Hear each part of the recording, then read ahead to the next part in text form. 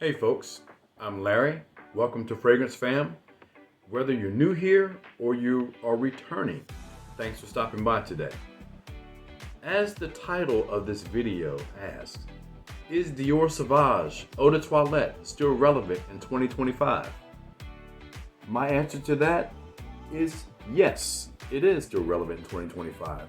If it wasn't, it would not be one of the top selling fragrances, or maybe the top selling fragrance in the world. You can see I've had my little bottle for a bit and put a big dent in it. Probably should be gone by now, but I own about 36 bottles of fragrance and then a bunch of Decantx, so it takes me a little while to use up stuff. So anyhow, this fragrance is very fresh, very clean, smells citrusy, peppery, a little bit metallic to my nose as well. But it's a really good fragrance. I enjoy wearing it when I do. It is fairly strong as well. So if you do end up getting this, I think you will enjoy it. What I would recommend though, if you've never smelled this, is to maybe go to a department store and sample it there, just spray some on you, walk around the store for a bit, just go about your day. Or you can visit any number of Decantx sites and get a sample of it. My favorite one is Decantx. I am not sponsored. I have all of 6 followers, so I spend my own money there quite often. They ship really fast, and prices are good, and you can find some discount codes online as well. Anyhow, with the Sauvage line, there is the Eau de Toilette, the Eau de Parfum, the Parfum. There's a new one called Eau Forte, which is I think water-based. And then there is the Elixir. I've only really tried the Eau de Toilette and the Elixir, and have enjoyed both of those fragrances. For those of you who may not be on Fragrantica, which is either an app or you can visit the web, but it's a site where people go to find out more about fragrances. You can type in any fragrance not any fragrance, but a lot of fragrances that are out there, and see reviews of those, see what the notes are that are voted on by the Fragrantica users, etc. On Fragrantica, Sauvage Eau de Toilette is only rated 3.78, I believe, or 3.87 out of 5, which I personally find laughable because it is a really good fragrance. Anything that's like below 4, I think on Fragrantica is kind of one of those fragrances that a lot of people maybe don't like and kind of downrate. But again, this to me is good. If I wanted to smell fresh, clean, I put this on. It's a year-round fragrance too. That's the good thing about it. Winter, spring, summer, fall. Just throw this on. Some people call these like a dumb reach kind of fragrance. You don't have to really think about it. You know you're gonna smell good. You know you might get some compliments if you wear this. So just feel free to spray it on anytime that you want to, if you do get this fragrance. Some fragrance influencers and other folks, like people on Fragrantica, Parfumo, or whatnot, again, kind of downplay the fragrance a bit. Say that it smells basic or basic bro. You're gonna smell like everybody else if you get Dior Sauvage. Not true. First of all, how many folks out there do you smell when you go out? Not that you're up on people's necks or anything, but when you're out and about, how many people do you smell fragrance on really? Just think about that. I might smell fragrance on somebody like once every 4 or 5 days, if not more than that.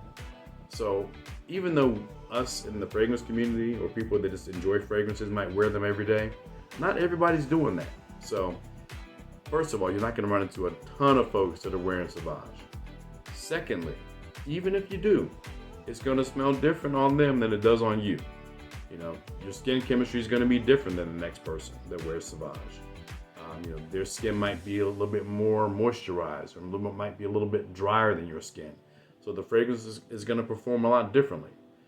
Case in point is this little gem behind me, Exclusive Tabac by Maison Alhambra. I let my 12-year-old son use my fragrances, and my 15-year-old as well. I tell them they can come to, I call it the store because I have so many fragrances here. They can come anytime, pick out any fragrance. So my 12-year-old said to me one day, "Hey Dad, guess what I'm wearing?" And I smelled it on him. I was like, "This smells familiar," but I couldn't quite place it. And he told me what it was. It smells totally different on me. I think it smells a little bit sweeter on him, and I get more of the tobacco from that fragrance. So again, skin chemistry is a real thing. So, my whole takeaway from all this though is wear what you like. Doesn't matter what anybody else out there likes, wear what you like. The only exception to that might be a significant other or a spouse. If they really don't like a fragrance, you might want to shy away from that one and not use it. I have one here that I never wear unless my wife is out of town or something. It's called Aramis, old school fragrance. Brings back some bad memories for her, so I don't wear that fragrance ever around her. So again, that's the only exception I would say. If somebody that you're really close to doesn't like a fragrance or just brings back some bad stuff for them, don't wear it. I have some other fragrances here that I really like that other people may not like, but I wear them for me. Some of these were nostalgic buys or gifts. So first one is a cheapie, Preferred Stock. This is kind of a barbershop style fragrance. What I get from this is mostly like leather and musk. Some people say it smells a little bit like Dracar Noir, but to me it does not at all. But I enjoy that one. I used to wear that when I was a kid. Another one that I got back probably in the late 80s was Obsession for Men. This was a Christmas gift back in 2021 my brother-in-law got for me. I really enjoyed this one. Don't really wear it a whole lot, and the reason I don't wear it a whole lot is because they reformulated the mess out of this thing. It's not as deep and as rich as it used to be. Back in the day when this first came out, oh my gosh, it was really, really good. Still good now, but it's missing something that's deeper and richer that I wish was there. Same thing for this gem here, Dracar Noir, and same thing, reformulation kind of killed this fragrance a little bit. It used to be a lot fresher, a lot more potent. This thing would last like all day long back in the day. I find myself having to respray it a bit, and someone's out there knocking stuff down. Anyhow, I find myself having to respray this one a bit if I wear it now.